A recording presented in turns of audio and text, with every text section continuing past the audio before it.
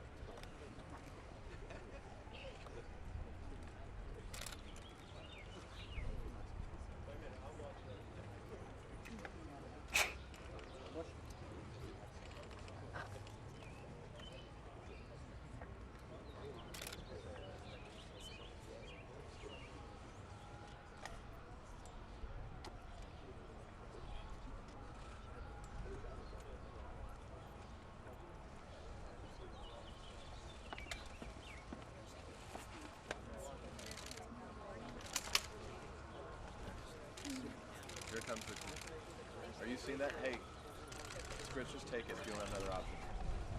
Yeah. She's walking with Queen Rania.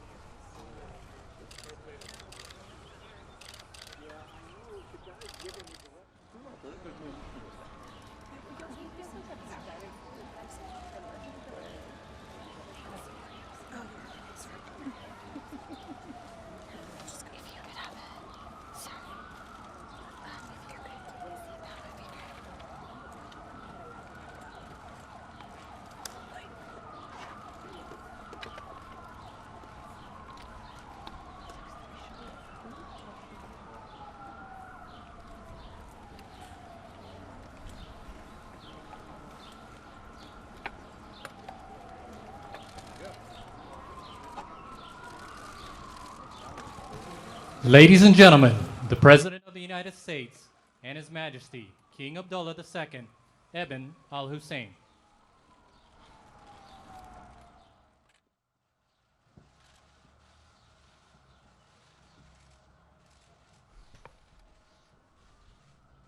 Thank you very much. Your Majesty, thank you for being with us today. Very much appreciated. This is our second meeting since my inauguration, but our first at the White House. Very special place, I can tell you that. I've gotten to know it well. Long hours, very special.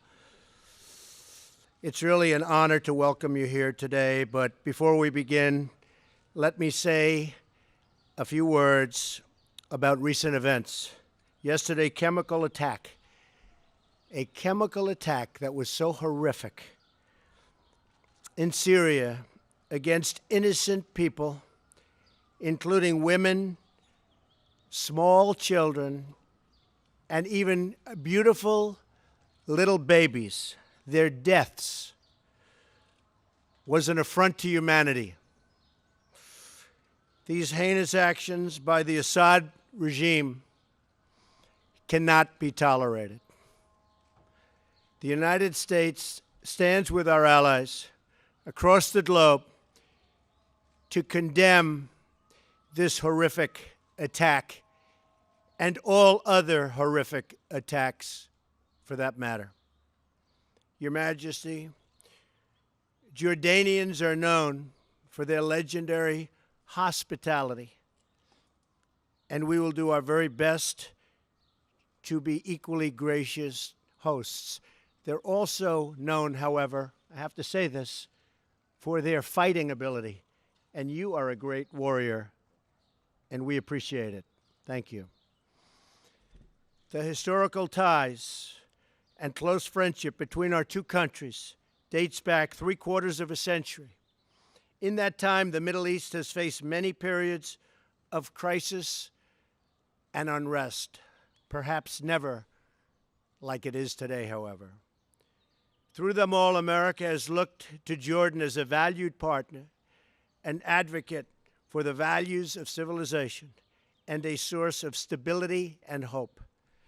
I am deeply committed to preserving our strong relationship, which I will, and to strengthening America's long-standing support for Jordan. And you do have tremendous support within our country, I can tell you that. As we know, the Middle East and the entire world is faced with one of its gravest threats in many, many years. Since the earliest days of the campaign against ISIS, Jordan has been a staunch ally and partner, and we thank you for that. Jordanian service members have made tremendous sacrifices in this battle against the enemies of civilization. And I want to thank all of them for their really just incredible courage. So many have been lost, and we pay homage. So many. In King Abdullah, America is blessed with a thoughtful and determined partner. He is a man who has spent years commanding his country's special forces. He really knows what being a soldier is, that I can tell you. And he knows how to fight. The king has been a leader in calling for a plan to defeat ISIS once and for all. And I'm with you on that. We're both leaders on that, believe me.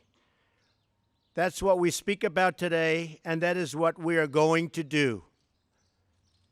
And it'll be a shorter fight than a lot of people are thinking about, believe me. We've made tremendous strides, as we discussed. As you know, we had a very, very fine delegation come over from Egypt and also from Iraq. And they said more has been done in the last 6 weeks than has been done in years with the previous administration. And believe me, we're going to keep it that way. We will destroy ISIS, and we will protect civilization. We have no choice. We will protect civilization. King Abdullah and I also discussed measures to combat the evil and ideology that inspires ISIS and plagues our planet. In addition, we also acknowledge the vital role that Jordan has played in hosting refugees from the conflict in Syria. We have just announced that the United States will contribute additional funds to Jordan for humanitarian assistance. This aid will help countries like Jordan host refugees until it is safe for them to return home. The refugees want to return home. I know that from so many other instances. They want to return back to their home. And that's a goal of any responsible refugee policy. Finally, as we discussed, to advance the cause of peace in the Middle East, including peace between the Israelis and the Palestinians. And I'm working very, very hard on trying to finally create peace between the Palestinians and Israel. And I think we'll be successful. I hope to be successful, I can tell you that. The king has been a really tireless advocate for a solution. He's going to help me with that and help me at the highest level. And we will be consulting with him very closely in the days ahead. King Abdullah, I want to take this opportunity to thank you for your partnership.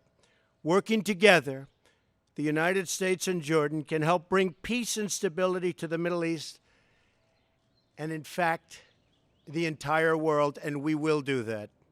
Thank you very, very much for being with us.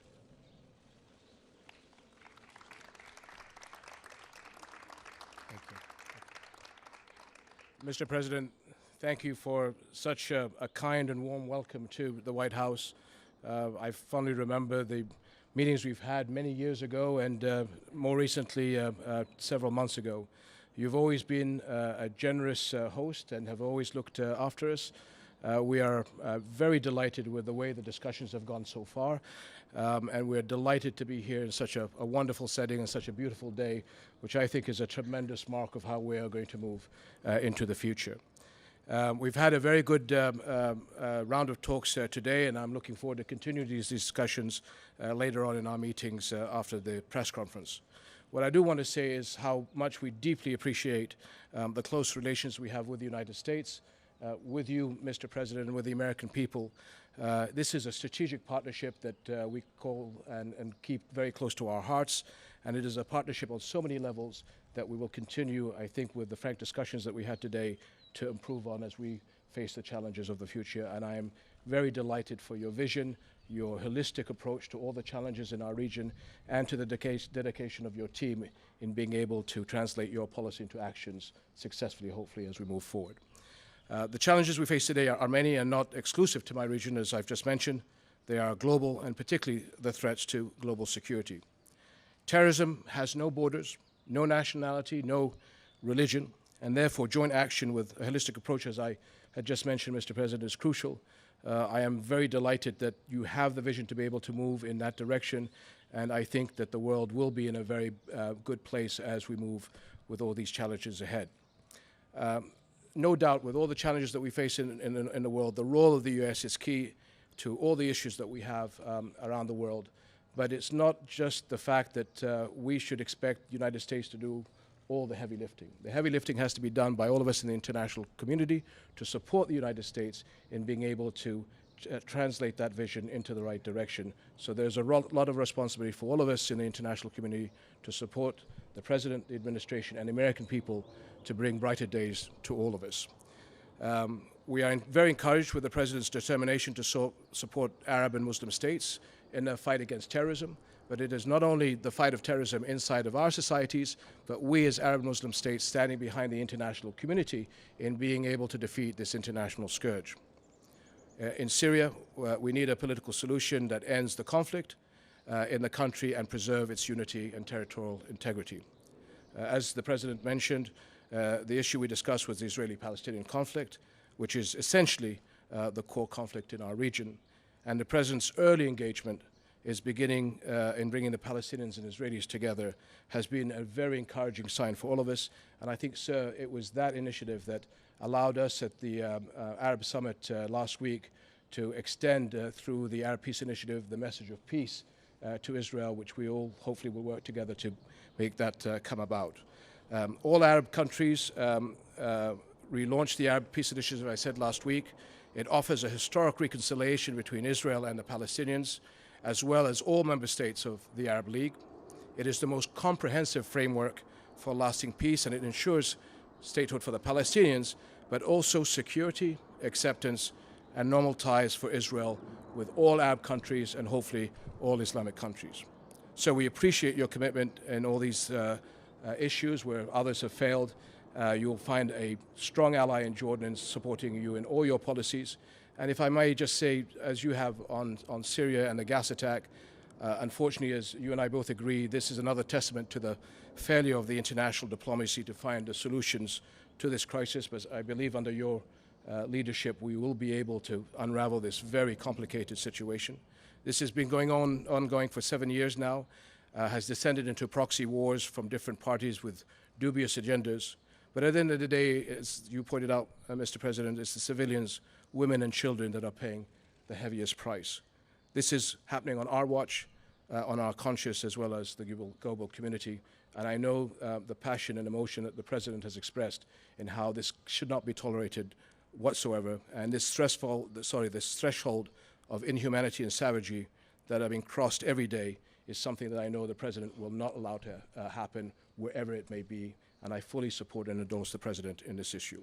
So I want to thank you, sir, because you have the outlook of looking not just at the Syrian challenges, but that of Iraq, Israel, Palestine, Libya, and everything that is in our region. So I think your message to all of us is a message of hope. And that's what I take away from this conference. And I thank you for all that you have done so far and all that you will do, sir.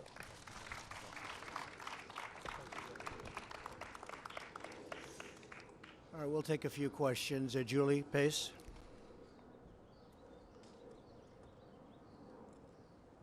Thank you, sir. I have questions on Syria for both leaders, but if I could start with you, Mr. President. You've condemned the chemical attacks in Syria, but you also appeared in your statement yesterday to pin some of the blame on the Obama administration. You're the president now. Do you feel like you bear responsibility for responding to the chemical attacks, and does the chemical attack cross a red line for you? Well, I think the Obama administration had a great opportunity to solve this crisis a long time ago when he said the red line in the sand. And when he didn't cross that line after making the threat, I think that set us back a long ways, not only in Syria, but in many other parts of the world, because it was a blank threat. I think it was something that was not one of our better days as a country. So I do feel that, Julie. I feel it very strongly. To the chemical attack? I now have responsibility, and I will have that responsibility and carry it very proudly. I will tell you that. It is now my responsibility. It was a great opportunity missed. As you know, I'll be meeting with the president of China very soon in Florida, and that's another responsibility we have, and that's called the country of North Korea. We have a big problem. We have somebody that is not doing the right thing. And that's going to be my responsibility. But I'll tell you, that responsibility could have been made a lot easier if it was handled years ago. Before I move on to the king, can I just quickly ask you if the chemical attack crosses a red line for you? It crossed a lot of lines for me. When you kill innocent children, innocent babies, little babies, with a chemical gas that is so lethal, people were shocked to hear what gas it was. That crosses many, many lines, beyond the red line, many, many lines. Thank you very much. And Your Majesty, if I could ask about refugees, your country has really borne the brunt of the refugee crisis in Syria. The president has signed travel bans that would block Syrians from coming to the U.S. If that goes into effect, what would the impact on your country and across the region be? Well, I think as the president pointed out, most, if not all, Syrian refugees actually want to go back to Syria. And that what we're working with the United States and the international community is to be able to stabilize the refugees in our country, give them the tools so that as we're working with the solutions in Syria, we have the ability to be able to send them back as a positive influence into their economies. And again, the President and the Europeans are being very forward-leaning in being able to look after our host community. Tremendous burden on our country, but again, tremendous appreciation to the United States and the Western countries for being able to help us in dealing with that. Dalit, please. Your Majesty, how does the outcome of the recent Arab summit help the U.S. In its policy to advance Palestinian-Israeli negotiations? Well, as I said, the Arab Peace Initiative came out with a resounding resolution to offer peace to the Israelis, to make them feel that they're accepted into the neighborhood, and to be able to support the president as he brings both parties together. And again, I have to remind people that very early on, there was an early engagement by the president and his team to the Israelis and the Palestinians to be able to see what he can do to bring them together. It is the core conflict for a lot of us in the region. The president knows this. He has his instincts in the right place. And working with his team, our job, as I said, is to do the heavy lifting. The Arabs are prepared to do whatever they can to bring Israelis and Palestinians together under the leadership of the president. Thank you. John Yang. Thank you, Mr. President. I'd like to follow up on Julie's question and press you a little more on Syria. How will you distinguish your policy and your actions on Syria from the inaction that you criticized of the previous administration?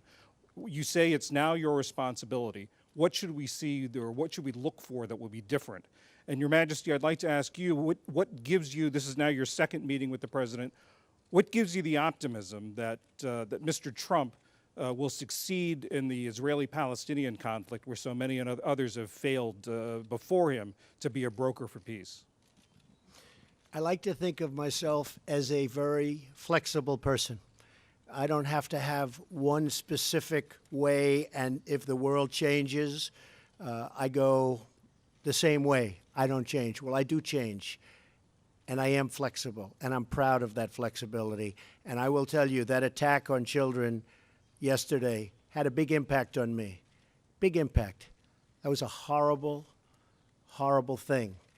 And I've been watching it and seeing it, and it doesn't get any worse than that.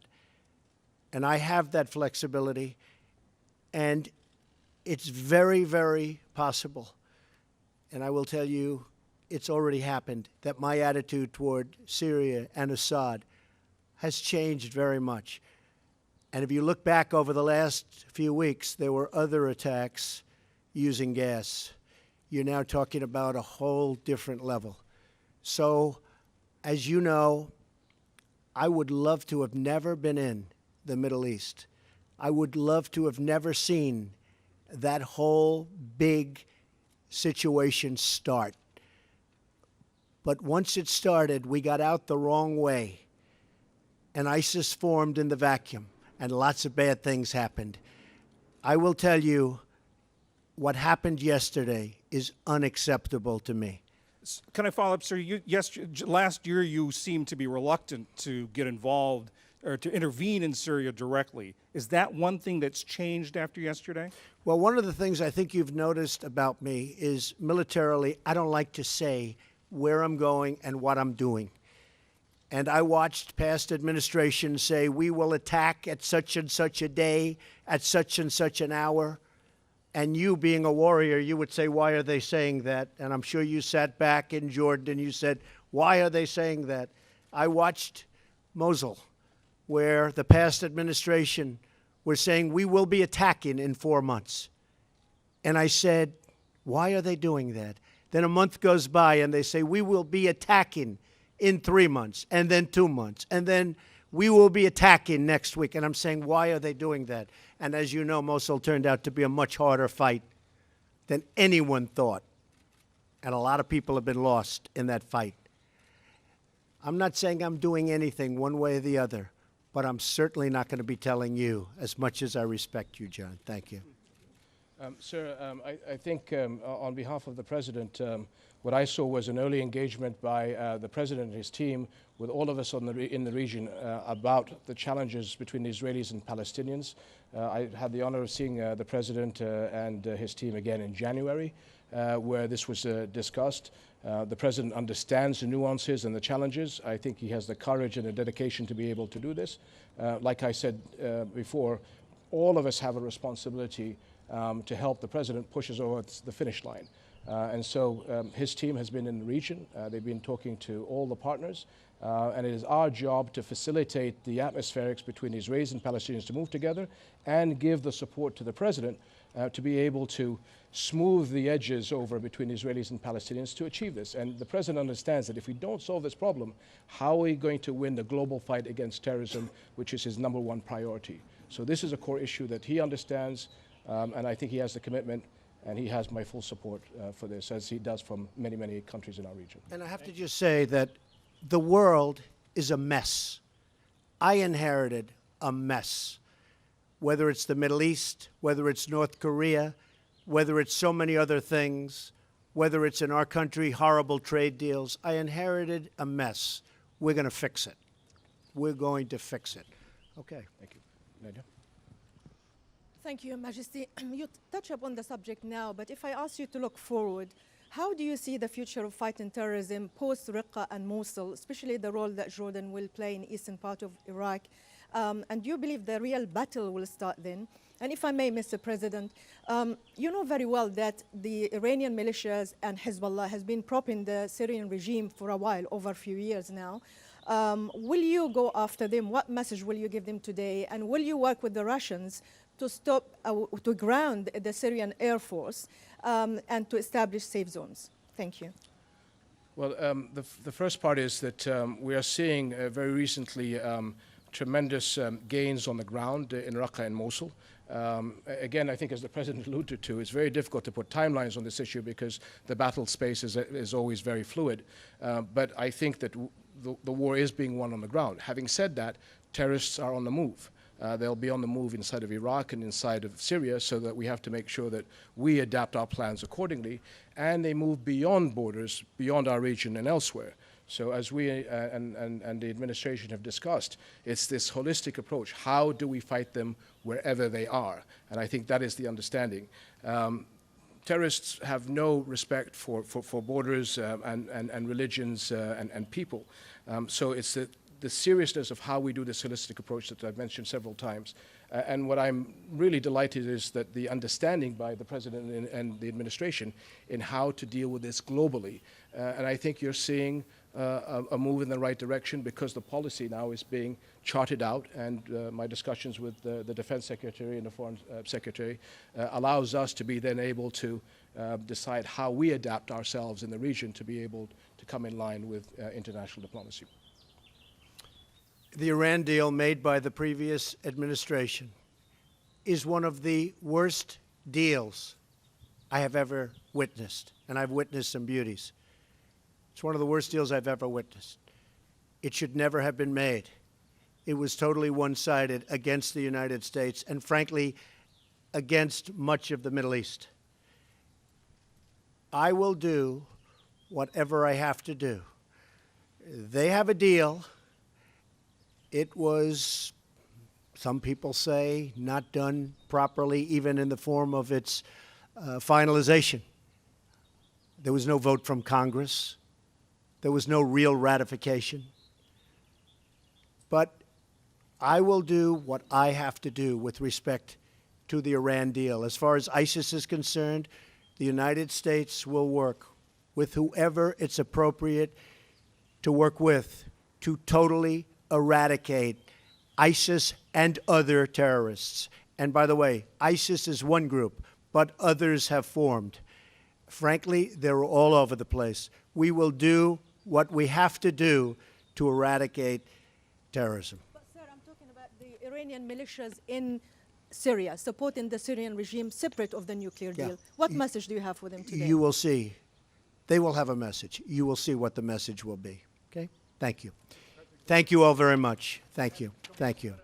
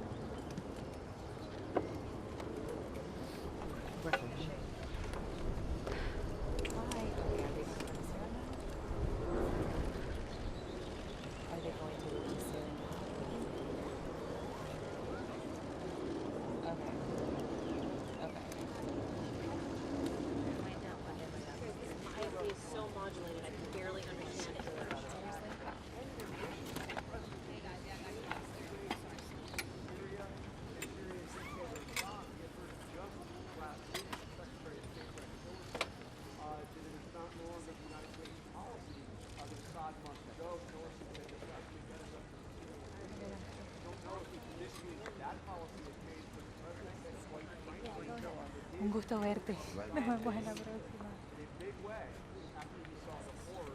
They're going to take her? Okay.